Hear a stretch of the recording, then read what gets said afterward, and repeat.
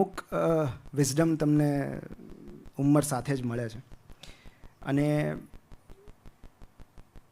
એ જ તફાવત છે ખાલી વૃદ્ધિ પામવાનો અને ગ્રો થવાનો. પહેલી સલાહ હું એ આપીશ, બિકોઝ તમે મને યાદ નથી, તમે કોઈએ મને મારો જોયું નહીં, મારા MBBSના ફોટા જોયા નહીં હોય. I was very obese. હું એટલો બધો મેદસ્વી હતો કે હું ઇન ન કરી શકતો. મારા શર્ટ બહાર જ હોય. મારા MBBSના તમે કોઈ પણ ફોટા જુઓ તો એમાં મારું શર્ટ બહાર જ હોય. તો અત્યારે મને જે મળે છે ને એ એમ જ કહે છે, યાર કેટલું વેઇટ લોસ કર્યું.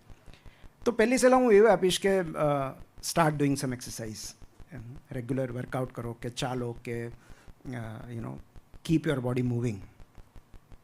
બીજું જે મને બહુ મોડું રિયલાઇઝ થયું, મને 30 વર્ષ સુધી મને સમજાયું જ નહીં કે હું લોકોને જવાબ કેમ આપી નથી શકતો. હું હાજર જવાબી નથી. તમે કંઈક ટીખળ કરશો, ટિપ્પણી કરશો તો હું જવાબ નહીં આપી શકું. હું જસ્ટ ચૂપ રહીને હસીશ. મારી મશ્કરી કરાવશો, મારું અપમાન કરશો તો હું જવાબ નહીં આપી શકું. આઈ was never the centre of attraction in college days, કે 5-6 મિત્રો કેન્ટીનમાં બેઠા હોય તો કોઈક બીજું જ વાત કરતું હોય. મારી પાસે એ પ્રતિભા જ નહોતી કે હું લોકોનું એટેન્શન મારી તરફ ખેંચી શકું. So I was never crowd puller. તો મને એવો અફસોસ બહુ રહેતો કે હું કેમ અભિવ્યક્ત નથી થઈ શકતો, હું કેમ બોલી નથી શકતો, કેમ હું લોકોને કંઈ કહી નથી શકતો, કેમ લોકો મારી પાસે ખેંચાતા નથી.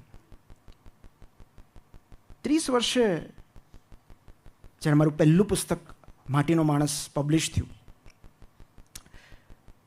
એટલે બેઝિકલી મેં લખવાની શરૂઆત 30 વર્ષે કરી. અને 2017માં જ્યારે મારું પહેલું પુસ્તક પબ્લિશ થયું ત્યારે કવિ વિનોદ જોશી એમણે મારા વિશે એક વાક્ય કહ્યું અને એણે કુહાડીથી પ્રહાર કર્યો મારા માનસ પર. અને એમણે એટલું કહ્યું કે નિમિત્ત જે કંઈ બોલી શકતો નથી એ બધું જ લખી શકે છે.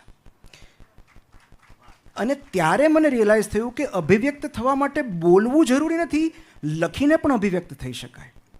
મને પહેલી વાર મારી લાઈફમાં ખબર પડી કે બોસ હું ઇન્ટ્રોવર્ટ છું અને ઇન્ટ્રોવર્ટ્સ આવા જ હોય.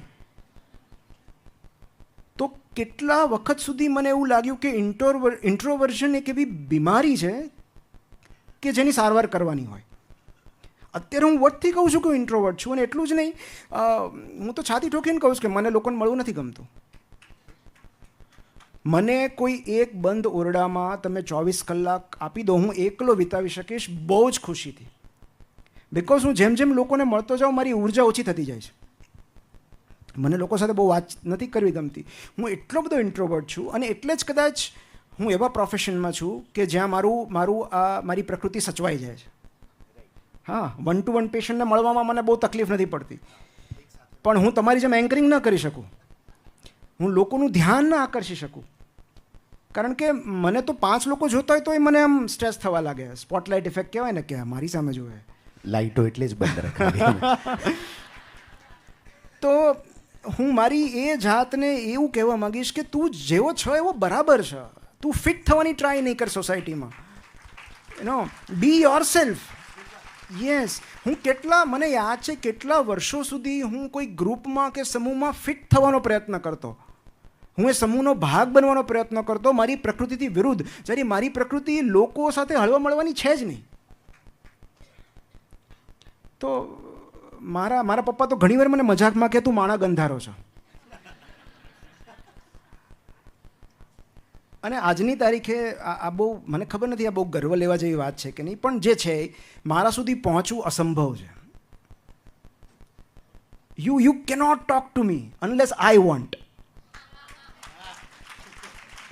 કારણ કે મારે વાત જ નથી કરવી. તમારી પાસે એવું કયું સત્ય છે જે હું મારી આંતરખોજ દ્વારા નહીં જાણી શકું?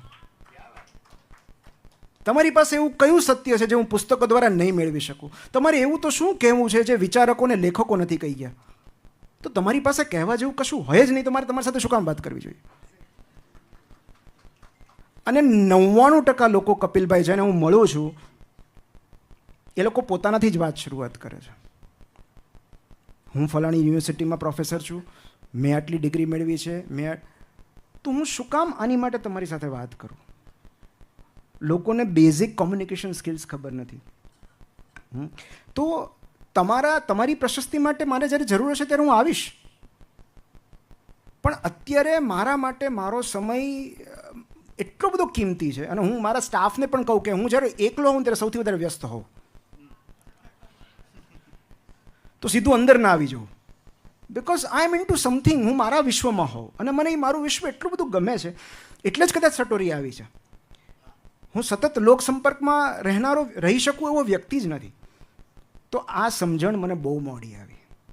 જ્યારથી આવી ત્યારથી મેં પકડી રાખી છે, જવા નથી દીધી. પણ એ 30-32 વર્ષ સુધી મને એમ લાગતું હતું કે હું કેમ એટલું બધું એબનોર્મલ છું, કેમ લોકો સાથે અનકમ્ફર્ટેબલ થઈ જાઉં છું, કેમ મારામાં સેન્સ ઓફ હ્યુમર નથી, કેમ હું કોઈને હસાવી નથી શકતો, કેમ હું લોકોને ઝઘડી નથી શકતો, કેમ લોકો બોર થઈ જાય છે મારાથી. બિકોઝ મારી ટાઈપ જ નથી. સો જસ્ટ બી યોર સેલ્ફ.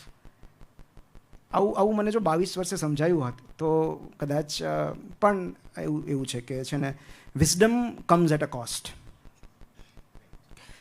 ખૂબ બધા હાર્ટબ્રેકમાંથી પસાર થાવ ને પછી, જો દરેકના નસીબમાં દરેક એટલું ભાગ્યશાળી નથી હોતું કે એના નસીબમાં હાર્ટબ્રેક હોય, પણ ખૂબ બધા હાર્ટબ્રેકમાંથી પસાર થયા પછી સમજણ આવે છે કે શું ન કરવું, શું ન કહેવું. એટલે the simple motivating words would be keep going. If you are going through hell, શું કામ અટકો છો? Keep going. સો એ પહોંચતા હજી આ સમજણ કાંઈ પરિપક્વ નથી. કાંઈ અંતિમ સત્ય નથી અત્યારે હું કહી રહ્યો છું. 52-53 વર્ષે હું આ જાતને કંઈક સલાહ આપતો હોઈશ કે આટલું બધું નહોતું બોલવાનું.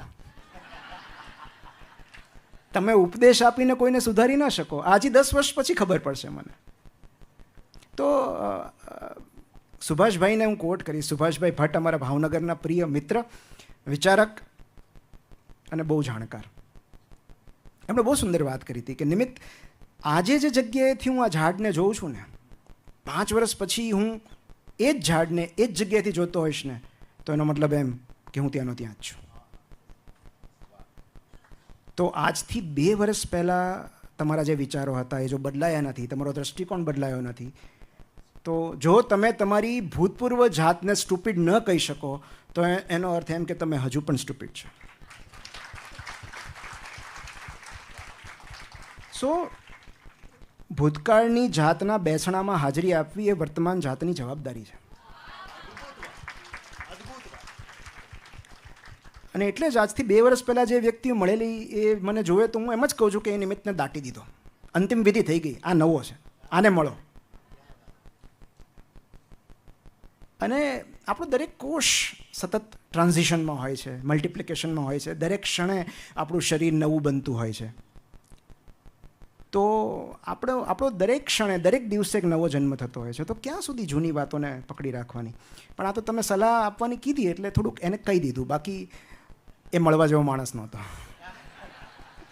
એટલે સતત તમે નિમિત્તને નવનિર્મિત કરતા રહો છો. અને એક જે વાત, છેલ્લી વાત કરી અને પછી આપણે કાર્યક્રમને આગળ વધારવાનો છે.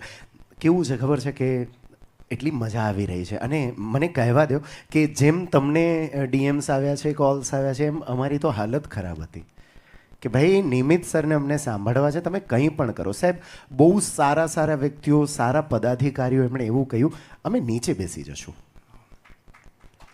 પણ અમને આવવા દો, અમને બેસવા દો અને સાંભળવા દો. હવે મારે એ વાતને બીજી બાજુ વાળવાની છે કે આવા ઘણા લોકો આવી નથી શક્યા.